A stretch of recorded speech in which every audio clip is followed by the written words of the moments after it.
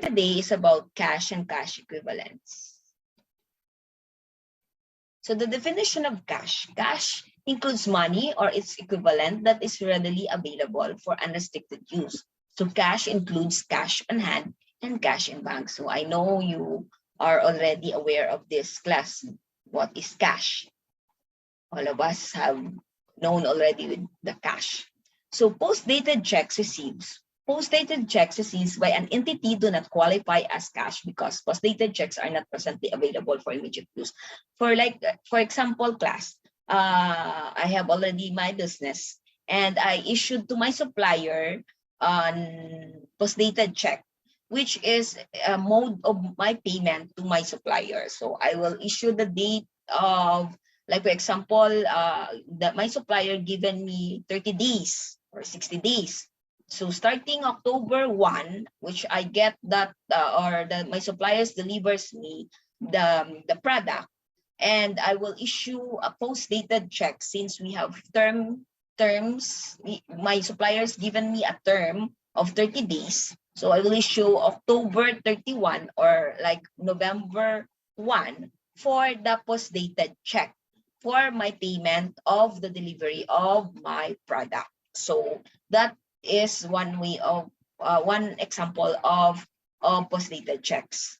Or either way, vice versa, your client paid you and post-dated check, which is dated November 30.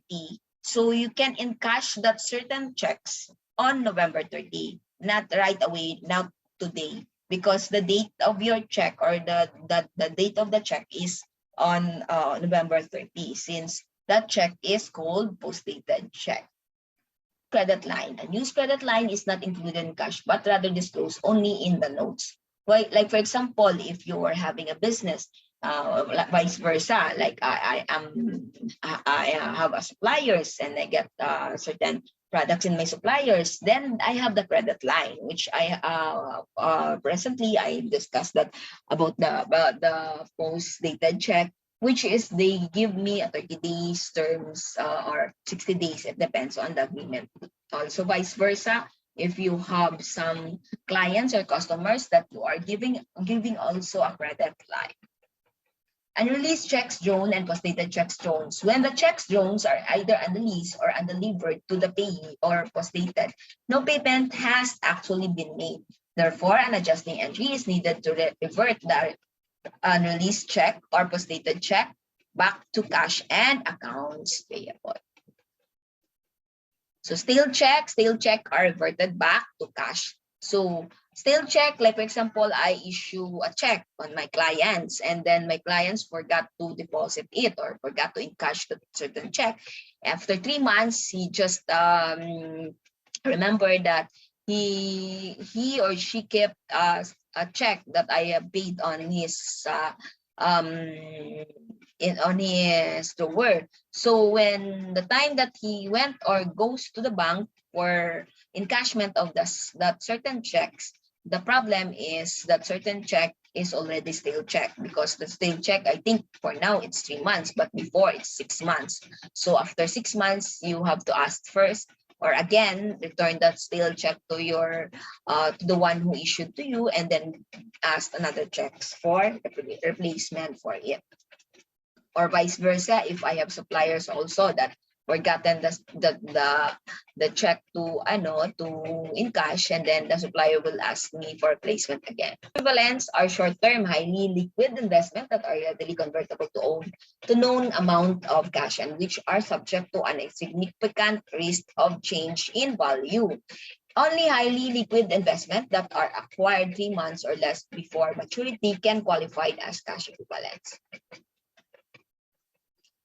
Check and equity securities and check and banks drafts cannot qualify as cash equivalents because these are not short-term investment. Equity securities or investment in stocks cannot qualify as cash equivalent because shares of stocks do not have a maturity date. However, redeemable preferences shares with mandatory redemption that are acquired 3 months or less before their specific redemption date may qualify as cash equivalents. Derecognition. Cash is recognized when it meets the requirements for assets recognition and is available for unrestricted use in current operations. Cash is derecognized when it fails to meet the requirements of asset recognition.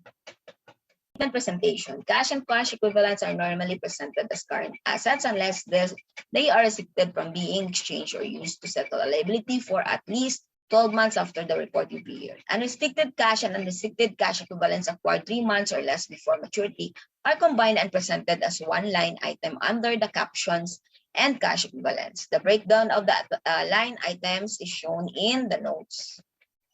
Measurement of cash. Cash is measured at a face amount, face value. Cash denominated in foreign currency is translated at the current exchange rate as of reporting date, and cash maintained in a bank undergoing bankruptcy is excluded from cash and presented as receivable measured at realizable value. Also, deposit in foreign banks and restricted deposits in foreign banks that are available for immediate withdrawal are included as cash at face amount translated at the current exchange rate as of reporting date. Restricted deposits in foreign banks that are not available for immediate withdrawal are excluded from cash and presented as receivable subject to appropriate allowances for uncollectibility and impairment. Compensating balance, this is for in the banks class or if you have checking accounts. Compensating balance is a minimum amount that must be maintained in an entity's bank account as support for funds borrowed from the bank. Compensating balance that are legally restricted as to withdrawal by the borrower are excluded from cash and shown as part of other current assets or other non-current assets depending on the nature of the restriction. Compensating balance that are not legally restricted as to withdrawal are included in cash, whether restricted or not. Compensating balance are disclosed in the notes. Foreign banks. Unrestricted deposits in foreign banks that are available for immediate withdrawal are included as cash at face amount, translated at the current exchange rate as of reporting date. Restricted deposits in foreign banks that are not available for immediate withdrawal are excluded from cash and presented as receivable subject to appropriate allowances for uncollectibly impairment. Bank overdraft or cash overdraft is a negative or credit balance in the cash and bank account resulting from overpayment of checks in excess of amount of deposits. Overdrafts are payable on demand, thus they are presented as current liabilities. Overdrafts are not offset to cash except in cases where offsetting is permitted.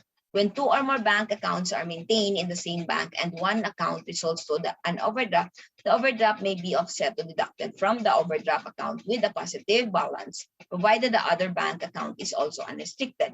So here, class, like for example, you have issued check and then usually sometimes over exceed yung cashment of the checks in your bank. So sometimes you have some later on in the discussion, I think there is no sufficient funds already, so you are overdraft, and then overdraft are also payable in demand. There are some charges that they are also putting it. So internal controls over cash, segregation in incompatible duties, impressed system, bank reconciliation, cash counts, minimum cash balance, lockbox accounts, non-encashment of personal checks from petty cash, voucher system. So that ends our